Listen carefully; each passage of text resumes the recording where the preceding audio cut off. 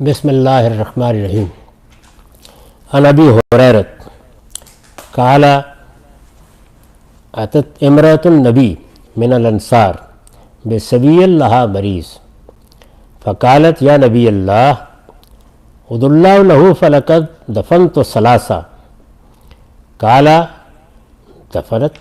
دفنت ثلاثا قالت نعم قال لقد احتضرت بحذار شدید من النار ما من مسلمین یبوت لهما ثلاثة اطفال لم يبلغوا الحنس فصبر علیہم الا جیء بهم حتى یوقفوا على باب الجنہ فیقال لهم ادخلوا الجنہ فیقولون اندخل ولم يدخل ابوانا فقال لهم ادخلوا الجنہ وابواکم. ابو ہریرہ رضی اللہ عنہ سے بروی ہے کہ انصار کی ایک عورت نبی صلی اللہ علیہ وسلم کی خدمت میں حاضر ہوئی. اس کے ساتھ اس کا ایک بیمار بچہ بھی تھا. اس نے عرض کیا اللہ کے نبی اس کی زندگی کے لیے دعا فرمائیے کہ میں اس سے پہلے اپنے 3 بچے دفنا چکی ہوں.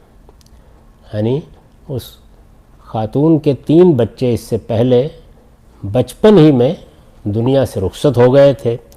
اب یہ بچہ تھا، یہ بھی بیمار تھا. رسالت بآب صلی اللہ علیہ وسلم کی خدمت میں لے کے آئی اور آپ سے عرض کیا، آپ سے درخواست کی کہ آپ دعا فرمائیے. نبی صلی اللہ علیہ وسلم نے فرمایا 3 بچے دفنا چکی ہو، یعنی یہ حادثہ تمہارے ساتھ ہو چکا ہے؟ اس نے کہا جی ایسا ہی ہے. فرمایا پھر تو تم نے دوزخ کی آگ سے بچنے کا خوب اہتمام کر لیا ہے.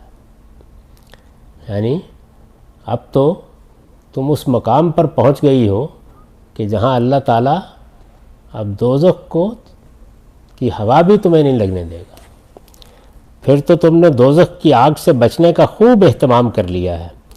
کسی مسلمان مرد و عورت کے 3 بچے اس طرح بلوغ کی عمر کو پہنچنے سے پہلے ہی فوت ہو جائیں اور وہ اس پر صبر کریں تو ان کے وہ بچے قیامت کے دن لائے جائیں گے اور جنت کے دروازے پر کھڑے کر دیے جائیں گے.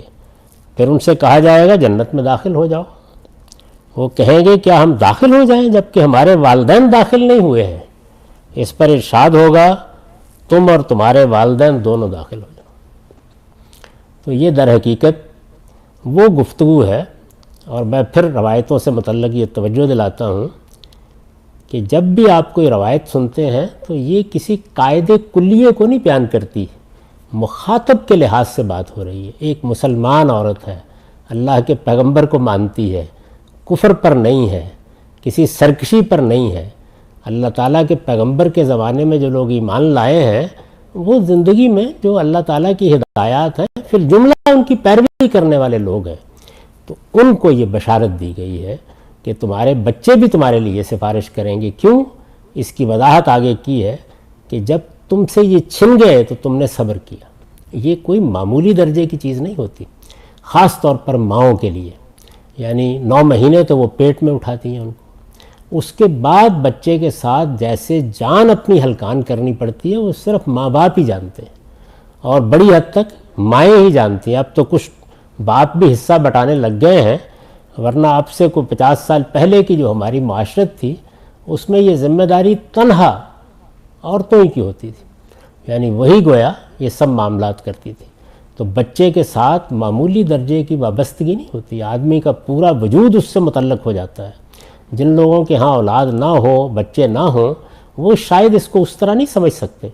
لیکن جس وقت اللہ تعالیٰ یہ نعمت دیتا ہے پھر اس نعمت کو دینے کے بعد جن مراحل سے آپ اس کی پرورش پرداخت میں گزرتے ہیں، تو اگر وہ بچپن ہی میں دنیا سے رخصت ہو گئے ہیں، بڑے ہو گئے، آپ نے ان کے کچھ معاملات دیکھ لیے، کچھ ان سے فائدہ اٹھا لیا، اس میں آپ کے معاملے اور تعلق کی نوعیت پھر وہ نہیں رہتی. اور انسان ذہنی طور پر بھی تیار ہوتا ہے کہ مجھے بھی ایک دن اپنے رب کے پاس جانا ہے، باقیوں کو بھی جانا ہے. کوئی ذرا پہلے چلا گیا، کوئی بعد میں چلا گیا، لیکن 9 مہینے کی مشقت اٹھا کے 2.5-3 سال تک اپنی جان ہلکان کر کے آپ بچے کو پالتے ہیں. اس کے بعد ذرا تصور کریں کہ وہ اٹھا لیا جائے اور اس موقع کے اوپر ماں بھی اور باپ بھی وہ صبر کریں. کس کے لیے صبر کریں گے؟ اللہ کے لیے. تو یہ کوئی معمولی درجے کا عمل نہیں ہے. دنیا میں اللہ تعالیٰ نے بشارت دی ہے قرآن میں کہ ان اللہ مع الصابرین، تو یہ بشارت ان لوگوں کو دی گئی ہے، یعنی جو سچے ایمان کے ساتھ اللہ پر اعتماد کر کے جب اللہ نے نعمت دی اور چھین لی تو یہ جملہ کہیں کہ انا للہ و انا الیہ راجعون۔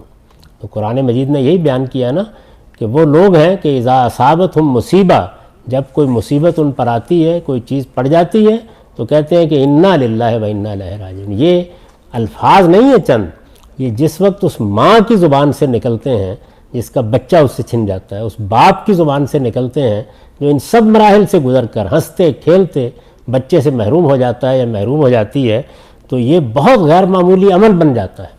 یعنی اس کو آپ یوں سمجھیے کہ جس طرح سے ایک شخص 1000 گناہ کرنے کے بعد ایک دن اللہ کی آواز پر لبیک کہتا ہے اور یہ کہتا ہے کہ میں میدان جنگ میں آ رہا ہوں، پروردگار میں اپنی جان تیرے لیے دے دوں گا، تو ہم کہتے ہیں کہ وہ شہید ہو گیا اور اس کے گناہ معاف ہو گئے۔ ظاہر ہے کہ وہاں وہی گناہ زیر بحث ہوتے ہیں جن کا تعلق اللہ تعالیٰ کے حوالے سے، تو یہ معاف ہو گئے تمہارے، اور صرف معاف نہیں ہوئے، تمہیں وہ مرتبہ ملے گا کہ دنیا سے رخصت ہوتے ہی حساب کتاب سے الگ کر کے تمہارے لیے اللہ کی نعمتیں شروع ہو جائیں گی۔ اسی طرح سے یہ جو صبر ہے یہ اس کے مقابل کی چیز ہے، یعنی یہ صبر جو ہے جو والدین کرتے ہیں اور اللہ کے لیے کرتے ہیں، وہ اللہ کے لیے جان دینا ہے، یہ اللہ کے لیے اپنے جذبات، اپنی حسیات، اپنی نفسیات، اپنے صدمے، اپنے غم، ہر چیز کو قربان کر دینا، تو یہ معمولی بات نہیں ہے۔ اس پر حضور نے یہ بشارت دی کہ یہ جو بچے ہیں یہ اپنے ماں باپ کو ساتھ لیے بغیر جنت میں جائیں گے نہیں، یعنی یہ اتنی بڑی نعمت بن جائیں گے وہاں۔ اس میں کئی باتیں واضح ہو گئیں، بچے جنت میں جائیں گے، بچے شعور کے ساتھ جنت میں جائیں گے، بچے جائیں گے تو جنت کو جو بچے چاہیے آباد کریں گے اس کو، اور والدین کے لیے بھی ذریعہ بن جائیں گے۔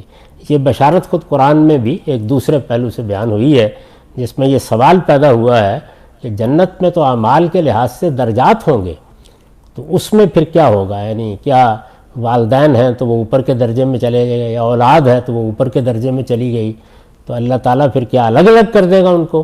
تو فرمایا نہیں، نیچے کسی کو نہیں لاؤں گا، اوپر کے درجے میں جمع کر دوں گا۔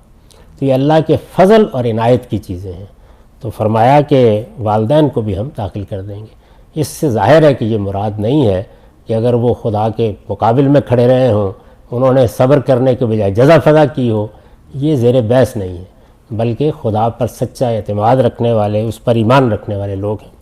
اس پر میں نے ایک نوٹ لکھا ہے، یہ اس صبر کا صلہ ہے جو صرف اللہ کے لیے اور بڑی مصیبتوں پر کیا جائے۔ بھائی جس نے اتنی غیر معمولی نعمت چھننے پر اللہ کے لیے اور اتنی بڑی مصیبت پر صبر کیا، اس سے بڑا کون ہو سکتا ہے مومن؟ اس طرح کا صبر انہی لوگوں سے متوقع ہوتا ہے جو عام حالات میں بھی اللہ اور اس کے رسول کی نافرمانی سے بچتے اور حدود الہی کے پابند رہتے ہیں۔ یہ صبر اچانک نازل نہیں ہو جائے گا، بلکہ یہ اس ایمان کا صلہ ہوتا ہے۔ غلطیاں ہوتی ہیں، کوتاہیاں ہو جاتی ہیں، ہم پھسل جاتے ہیں، لیکن اگر سچا ایمان اندر موجود ہے اور اس کا ظہور اتنے بڑے حادثے پر صبر اور انا للہ و انا الیہ راجعون کہنے بھی ہوا ہے، تو پھر کوئی شک ہی نہیں ہے کہ بندہ یہاں پر شہادت کا مرتبہ پا گیا۔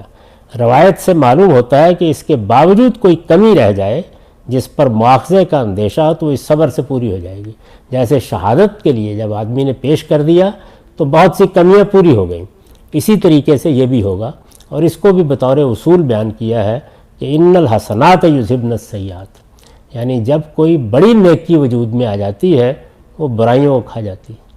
قرآن مجید نے اس کو اصول کے طور پر بیان کیا، تو ایک بہت بڑی نیکی وجود میں آ گئی، اللہ کے لیے اتنے بڑے حادثے پر صبر، اس کا تصور مشکل ہوتا ہے آدمی کے لیے کہ کیسے کرے گا اگر یہ حادثہ ہو گیا، لیکن بہرحال اگر کوئی کرتا ہے اور اللہ کے بھروسے پر کرتا ہے اور اسی کے سامنے اپنا شکوہ اور شکایت رکھتا ہے حضرت یعقوب کی طرح، تو یہ بڑی غیر معمولی چیز ہے۔ تو میں تو اس کو اس درجے کے صبر کو اور اس درجے کی شہادت کو بالکل برابر سمجھتا ہوں۔ اللہ تعالیٰ نے دونوں کا صلہ بیان کیا ہے، اور قرآن مجید سے بھی یہی معلوم ہوتا ہے کہ یہ صبر ہے در حقیقت جو عام حالات میں، شہادت کے مواقع تو بہت کم ملتے ہیں، جو عام حالات میں آدمی کو اسی درجے میں لے جاتا ہے۔ اسی طرح کی وہ چیز ہے جس کا لحاظ کیے بغیر لوگوں نے ایک فہرست گنوا دی ہے کہ فلاں فلاں بیماری سے آدمی مر جائے، مطلب یہ ہے کہ اس طرح کی صورت پیدا ہو گئی جیسے کہ اب پیدا ہوئی ہے، اور اس میں بھی انسان اللہ کی رضا پہ راضی ہے اور صبر کے ساتھ کھڑا ہے تو یہ بہت بڑی چیز بن جاتی ہے. اسی وجہ سے بشارت دی گئی کہ یہ تو شہادت کی موت ہے. تو شہادت کی زندگی بھی ہوتی ہے، شہادت کی موت بھی ہوتی ہے. تو صبر کی زندگی اصل میں شہادت کی زندگی ہے. آخر دعوانا الحمدللہ رب العالمین.